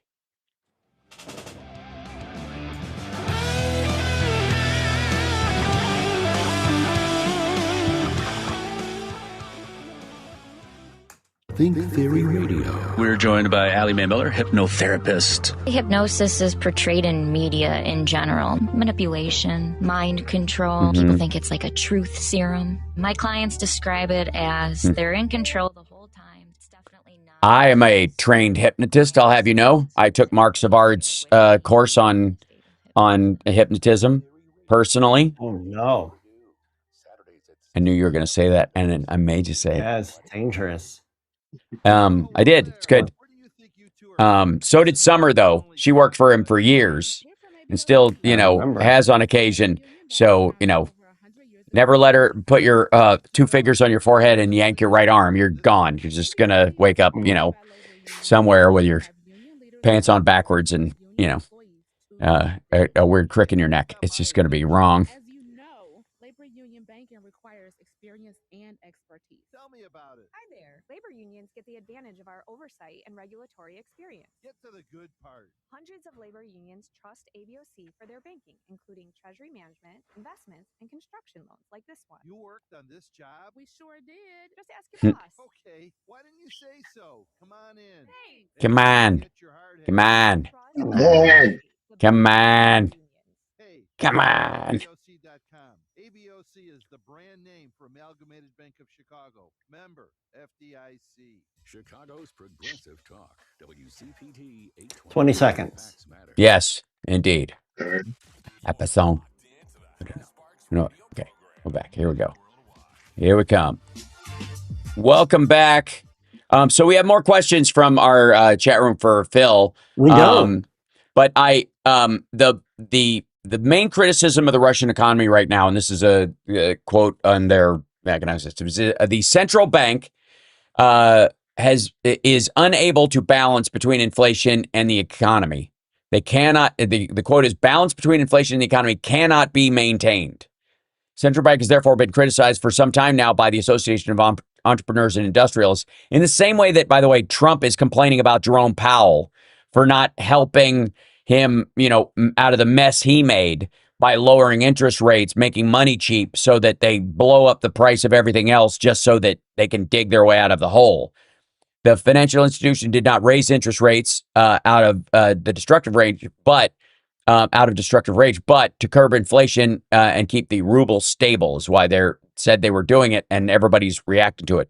At the beginning of the war, the initial aim was to prevent citizens from withdrawing all their savings and exchanging them for foreign currency. Later, the central bank's main task was to offset the inflationary pressure generated by the amount of state money being pumped into the arms sector and the military. Now there is no more room to lower interest rates because inflation is at the upper end of the target corridor set by the central bank, said the head of the financial regulator, Elvira Nabulina. And Shut up. Yep, Elvira Nabulina, that's her name. That's it. Yeah, absolutely. Who is also, I think, a billion. They've been forcing the banks to put out huge loans to the military, right? At vastly reduced rates, and that's unsustainable. So their banking system, has just been hemorrhaging cash to the military and the entire economy. I mean, 2% unemployment, sure, but everybody's involved in a military, some sort of, it's a war economy. They changed to a war economy about the first year into this conflict. So everything is connected to producing stuff that supports the war. And what are these soldiers going to come back to if the war stops tomorrow? They're going to come back to villages and towns that don't have, the unemployment rate is going to skyrocket because they're not going to need guys making shells anymore. Right. So, again, Putin is increasingly painting himself into a corner, and it's I think both Trump and Putin are painting themselves into corners, and it gives me Yeah. pause for concern. I think we'll be okay, but cornered animals, that's when they're most dangerous. So. Speaking of which, a little bit of breaking news. Trump has abruptly canceled Kushner and Witkoff's Pakistan trip this morning. The president on Saturday scrapped plan for Iran peace talks, citing too much time wasted and confusion in Tehran's leadership. And darn, I thought these two sappy second-generation rich kid real estate guys would be the perfect people to bring everlasting peace.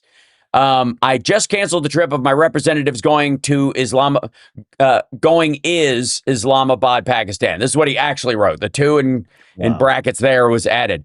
Going is Islamabad, Pakistan, to meet with the Iranians. Too much time wasted on traveling, too much work. Besides, there is tremendous infighting and confusion within their leadership.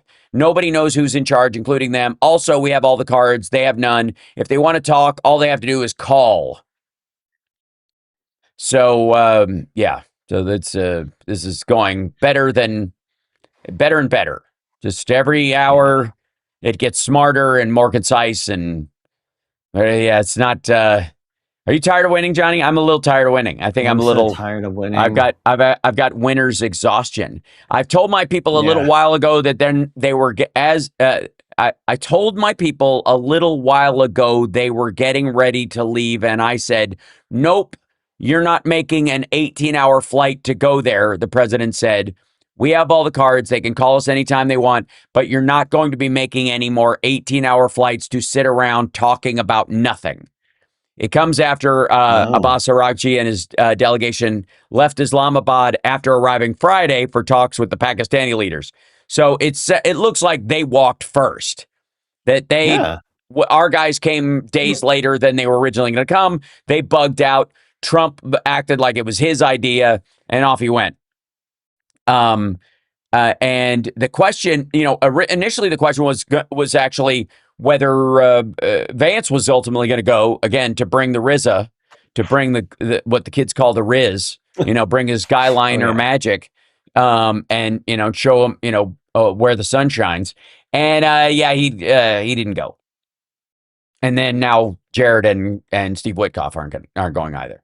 And I don't quite know what Jared's official title is these days.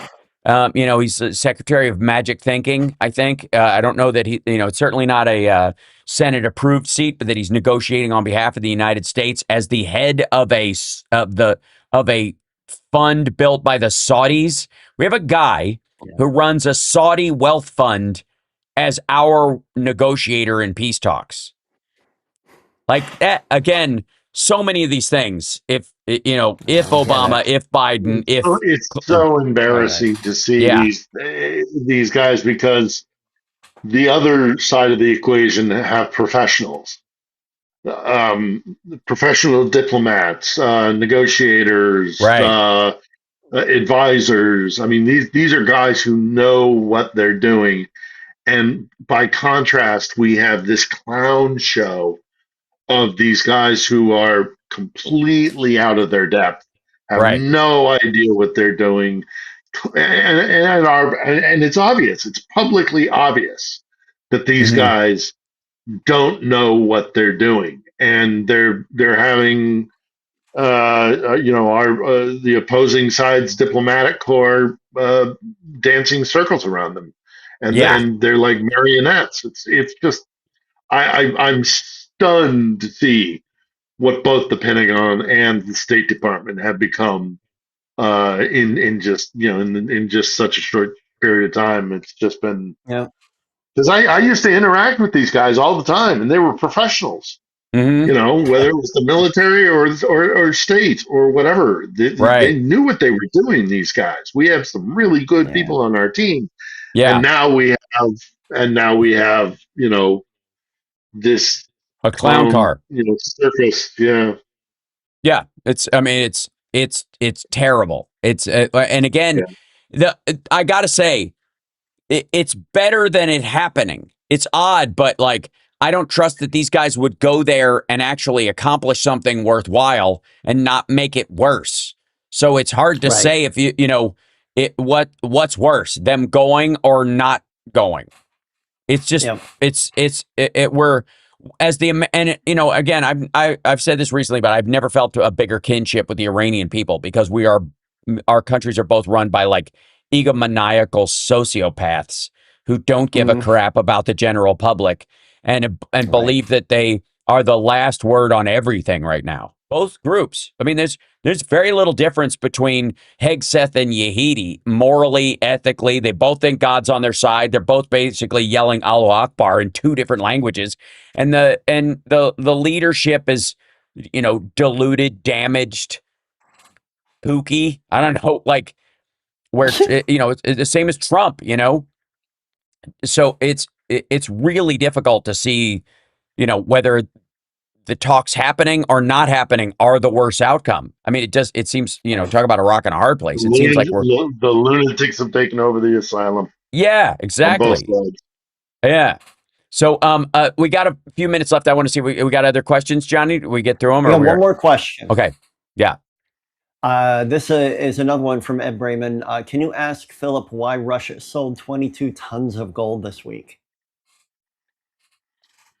Well, I mean, they're propping up their economy, aren't they? I mean, that's my initial. I'm not an economist, so I would be reluctant to speculate as to why they made that sale. That's my initial response is that they need liquidity and to stay buoyant because they really are. Their economy is absolutely grinding to a halt.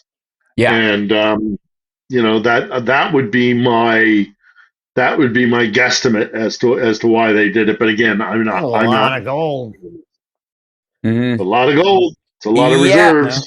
You don't get rid of that for just for S's and giggles. Right. It's also a shuffle of, where they, a lot of that gold came from Africa. A lot of that stuff is the stuff they've been siphoning out of Darfur and Sudan and, over the last few years. We watched those Wagner trucks leaving during, a portion of the early part of the Ukraine war when they were starting to bug out some of the Wagner guys before they killed what's his name in the airplane crash. Like all of his guys were down there basically stirring up sectarian and civil war fights between the locals so that nobody would bug them as they left the country with trucks full of gold that went straight to Russia to help pay for all this crap. And now they're having to cash it in because their economy is contracting. It's a nightmare. So they're having to sell off assets. And that's the only asset that, like obviously the sanction part of it, they'll find ways around it, but it's not like Bitcoin's doing really well right now. So they're having to revert back to, this may be how they feed the right-wing machine over here because all of them do the gold is real money ads and are tied to these gold trading organizations.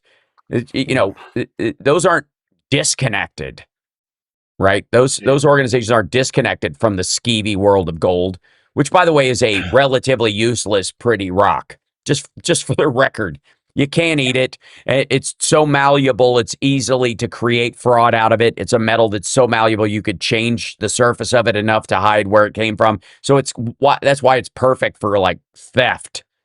But it's ultimately, what is it? It's shiny in a certain way. Trump likes it. Maybe that's it. Maybe they sold it to him. Maybe we're going to come out and it's going to be gold columns. That. Yeah, that he's going to coat the right. Right. That he's just that Trump bought it all. I wouldn't be surprised if Trump did Russia a solid, and we're going to find out that, they're like America shored up its gold reserves, and because Trump bought Russian gold from them, under the table. None of us would be surprised. So anyways, Phil, when's the next episode? This week, tomorrow, 8 p.m. Local time here in Kiev. Check whatever that is in your time zone. We sat down while he was here for the security conference.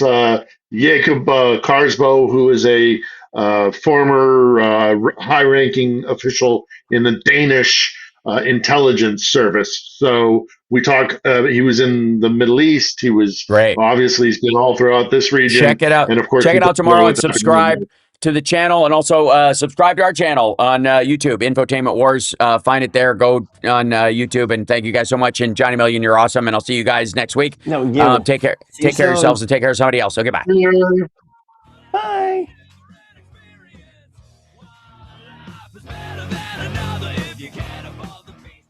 There you go. What a lovely show.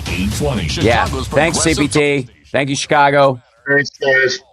Yeah. Yeah. Sorry, I didn't give you more of a window to pitch it, but that's we okay. got it out there. So it's good.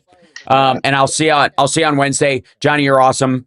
Be well. I got to go I got to go jump in the car and drive to Vegas. So, you get home. Yeah. All right. Peace and be wild. All right. See you later, gentlemen. All right. There they go. Bye.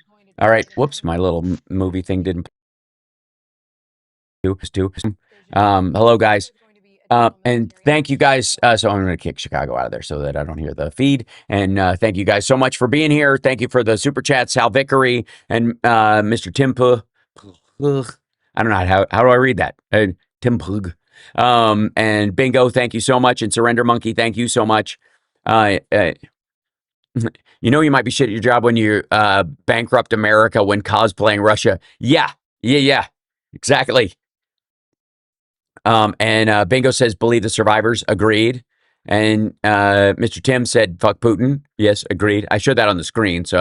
And thank you, Hal Vickery, on your space in the landscape chat. Thank you for visiting both. And once again, the peace negotiations are on hold. I would argue, my dear friend Hal Vickery, what peace negotiations? I mean, they've always been a farce. Let's be completely honest. This is not a situation where any of us actually believed this is how it was going to work. Hold on, and I got to bug out and shut everything down here. All right, I got to hit the road. Wish me luck. I got to get back to my girl and in time to make her dinner. So I will see you guys later. Thank you for your support. Thank you for the super chats. Thank you for your eyeballs and your ear holes. Is the most valuable thing you can give anybody, and I don't take it for granted. Thanks to everybody who is a member on the YouTube channel and Patreon subscriber. I hope you enjoyed the comedy show last night. It was a good time. We started a little bit later because George Wallace came in and he was doing a set, and he didn't want to be live streamed, so which I understand. So we started it a little bit later, just when I was going on, so I didn't get Charlene's set because there wasn't a way to turn it on and off. We could have put I got to come up with like a censored screen, like this part of the show is redacted. But anyways, I will see you guys later on. Take care of yourselves, and we'll see you soon. Okay, and let's see, I must have some sort of this business. There we go. Thank you guys so much. Thank you for the likes. Yeah, hit the thumbs up. Go ahead. And thank you to the maggots who are here for the thumbs down. I see we got a couple. You really do help us with the algorithm when you give us a thumbs down in ways you really don't understand. If you're on Facebook, please give me an angry emoji on your way out the door. That would be really helpful. And on Twitch, I got to install the emote wall while I'm working. But I will see you guys later on. All right, let me sign out of this one. Get it out of the way. Screens are it's always something.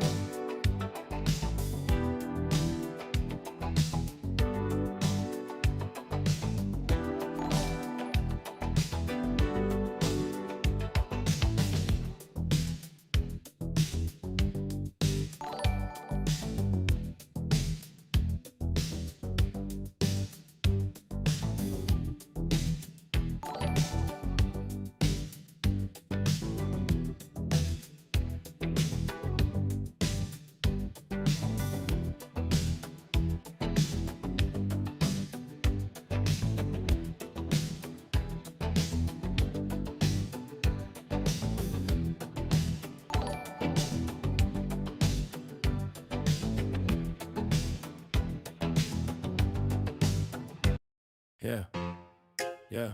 If they ask, I forgot it. You ain't seen nothing. Yeah, yeah. We ain't saying nothing. Black bar from my past, can't track this. Screenshots cropped out, can't catch this. If it looks too wild on the axis, highlight, right click, boom, redact this. Redact this. Blood and face, can't fact check the madness. Torn out page from the bad habits atlas. If the story get messy in the ad-libs, highlight, right click, boom, redact this. I was young, I was dumb, I was scrolling. Type way too much, hit send, heart swollen.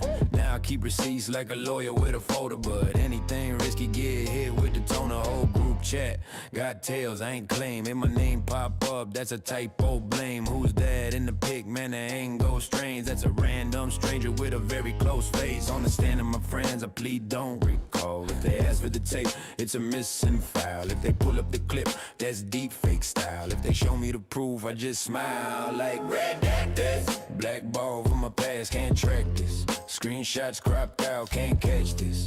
If it looks too wild on the axis, highlight, right click, boom, redact this. Redact this. Blur that face, can't fact check the madness. Torn out page from the bad habits atlas. If the story get messy in the ad-libs, highlight, right click, boom, yeah. Redact. If it hit too close, that's a rumor I heard. If the dateline match, that's a clerical error. If the outfit match, that's a popular shirt. If the tattoo match, that's a stock photo search. I'm allergic to question, coughing the light. I just edit the ending, soften the bite. Take the worst 3 parts of the night, then slice like fun was had and we were not. Every X got a chapter I seal. Every text got a gap in the reel. I ain't lying, I'm curating the reveal. Just trimming little bits of the raw, real deal. If you saw, you didn't. If you know, you didn't. If you talk, I'm clipping. If they ask, we glitching. Swipe that name out, crop that frame out. If it made me look foul, delete then fade out. Redact this. Black ball from my past, can't track this. Screenshots cropped out, can't